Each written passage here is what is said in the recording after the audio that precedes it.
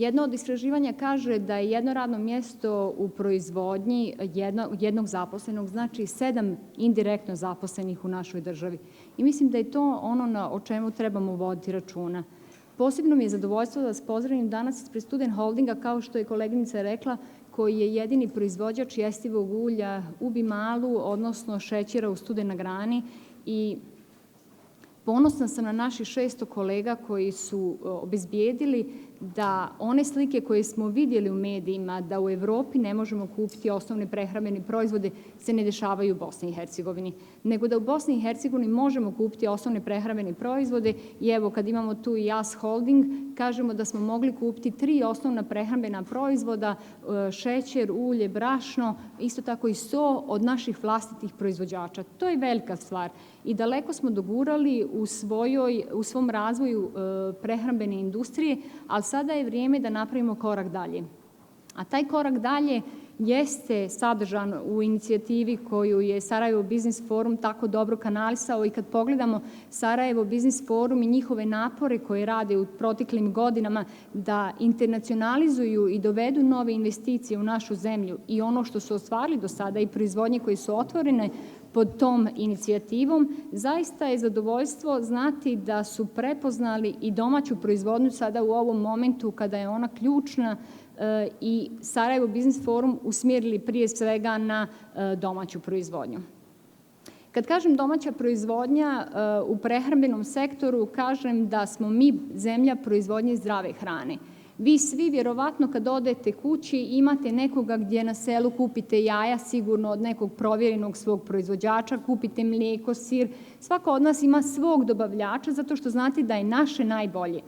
Naše nije, nažalost, najbolje kad se uđe u trgovački lanac. Još uvijek tu se daje prednost uvoznim proizvodima, a mi u našoj zemlji kad povežemo našu prehrambenu proizvodnju sa poljoprivredom, što su moji prethodnici govorili, pa neću se ponavljati, imamo kvalitetnu proizvodnju bez GMO hrane sa njive koju mi onda u našim proizvodnjama plasiramo na svoje tržište.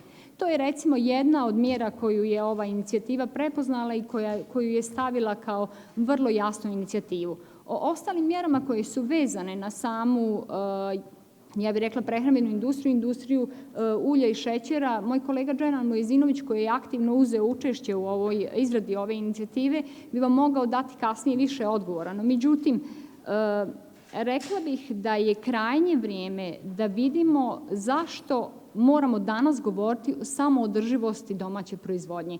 Mi domaću proizvodnju imamo, no međutim u prehrambenom sektoru ta samoodrživost je naslonjena na poljoprivredu.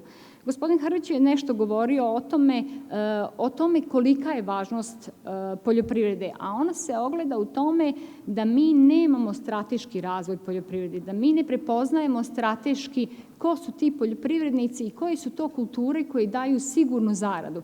Jer znate, ja se godinama družim sa našim poljoprivrednicima, budući da mi u Bimalu imamo osnovan institut za poljoprivrednu proizvodnju koji jednom godišnje okuplja poljoprivrednike u februaru. I družim se sa njima, evo sad već 15 godina i u februaru svaki poljoprivrednik kaže ja hoću da znam koliko ću u septembru kad budem digao tu svoju ljetinu sa njive, da li je to suncokret, da li je to soja, odnosno uljana repica koja se diže u junu, ja hoću da znam kolika je moja zarada. A oni da bi znali kolika je njihova zarada, moraju znati te ulazne cijene, koliko ih sortni asortiman košta i koje sortne liste oni mogu da dobiju. Da li su to nove sortne liste, da li su to nove generacije, da li su to oni uslovi koji njima daju najbolje prinose, jer njima najbolji prinosi treba. Onda govorimo o tome kolika je podsticajna mjera i da li ona postoji. Znači, šta mi postičemo danas? Da li mi postičemo onu poljoprivrednu proizvodnju koja daje rezultate ili postičemo poljoprivrednu proizvodnju onako kako se stihijski kod nas to godinama dešava? A onda i garantna cijena otkupa, pa poljoprivrednik kaže u februaru, aha, ja u septembru na suncokretu mogu zaraditi toliko, imam toliko i toliko hektara zemlje, ja ću potpisati ugovor sa vama.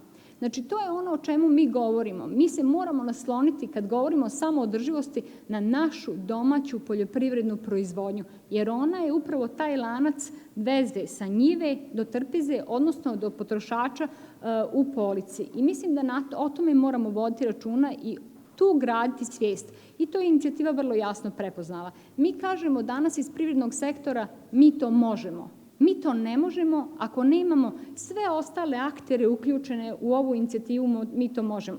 A to su institucije, prije svega, ja bih rekla, vlasti, koje su u vrijeme krize imale sluha, evo konkretno za našu proizvodnju, budući da smo mi u jednom momentu bili u riziku da ćemo ostati bez sirovine, gdje su obezbijedili da sirovina ide normalno preko granica, a s druge strane mi želimo da imamo svoju sirovinu. Mi ne želimo da uvozimo sirovinu. Znači, to je ona suština na koju se vraćamo. A s druge strane, imamo institucije kao što su privredne komore, kao što su udruženja poslodavaca, gdje možemo sublimirano sve probleme donijeti na jedan sto i onda zajedno razgovarati kako da dođemo do ovoga o čemu danas govorimo, a to je samoodrživost domaće proizvodnje. Jedan od naših medija je pomenuo prije jedno 4 sedmice kako je Republika Turska zabranila uvoz svih proizvoda koje oni proizvode na svoje tržište. Ja sam čitala komentare na tom članku i to je članak vjerovatno sa najviše pozitivnih komentara. Tako to prave države radi, tako se štiti domaća proizvodnja. Znači, to je nešto što naš potrošač želi da osjeti da je njegova zemlja zaštićena. A tu moramo svi zajedno raditi, a vi mediji nam morate pomoći da prenesemo tu dobru i zdravu poruku, da je naša odgovornost kao proizvođača da proizvodimo kvalitetnu hranu. Recimo, ima implementiranih 7 standarda. Druga je kompanija koja je certificirana u skladu bez GMO standardom. Tu je također i Mlin Ljubača, evo moram pomenuti, koji je također certificiran u skladu sa bez GMO standardom. Šta to znači? To znači da ono jaje koje jedemo je, a kad se kupuje stočna hrana od Bimala ili od Mlina Ljubače, bez GMO. To je ono što mi tražimo. To je ono što Evropa certificira i prodaje skuplje na svom tržištu, moram reći. Ne na našem. Na našem prodaje nešto drugo. Znači, mi govorimo o takvim stvarima gdje moramo govoriti da naša domaća proizvodnja ima šansu, a naše prilike su takve da moramo prepoznati pozitivan potencijal takve proizvodnje. I taj kvalitet koji je odgovornost nas proizvođača, evo ja neću, sad ističem naravno govornike, ali svaku ostalu industriju. Ako mi kažemo da Bimal ima 7 certifikata po pitanju kvaliteta proizvoda, ako 70% svojih proizvoda izvozi, a te proizvode je preusmjerio na Bosnu i Hercegovinu za vrijeme krize kao društvena odgovorna kompanija, ne da nismo mogli izvoziti, jesmo, ali znate, svako se okrene svom tržištu, jer nije odgovorno dati nekom drugom ako ne date u svojoj kući. Moram reći da onda tu odgovornost trebamo samo naći način da potrošač shvati da dobija kvalitetan proizvod i da odgovornost ostane na proizvođačima. Zašto bi ja kupila neki drugi lijek, a ne Bosna lijek?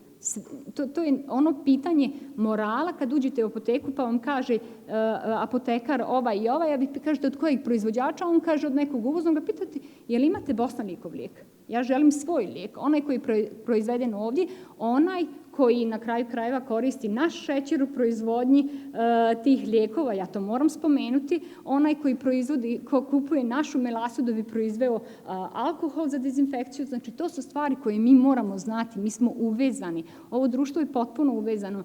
Gospodin Hrvić je to lijepo objasnio kroz, da napravimo danas jedan kolač, mi ćemo iskoristiti pola BH prehrambene industrije za dobar kolač, a onda ćemo možda neki za bolju probavu Bosna lijek popiti. Vodite računa o tome. To je zaista jedan jednostavan primjer koliko je bitno imati domaću proizvodnju. Meni je posebno drago, ja to moram istaći, vi meni nećete zamjeriti, što je sa nama danas predsjednica Privredne komore Brčko distrikta, gospođa Sanila Hadžajlić. Naime, Brčko distrikt kao svoja mala jedinica aktivno radi na tome i privrednici su se usmjeravali prema Privrednoj komori i svoja pitanja su usmjeravali prema Privrednoj komori, a ona je podigla inicijativu prema vladi da se donesu mjere da se zaštiti privreda Brčkog distrikta. I s te strane ta institucionalizacija je ključna i stoga mi to možemo, mi smo jedan dio, a ostali dijelovi vjerujem da će danas preko vas dobiti dobru inicijalnu kapislu da mi onda kažemo mi smo Bosna i Hercegovina i mi to zaista možemo. Hvala vam.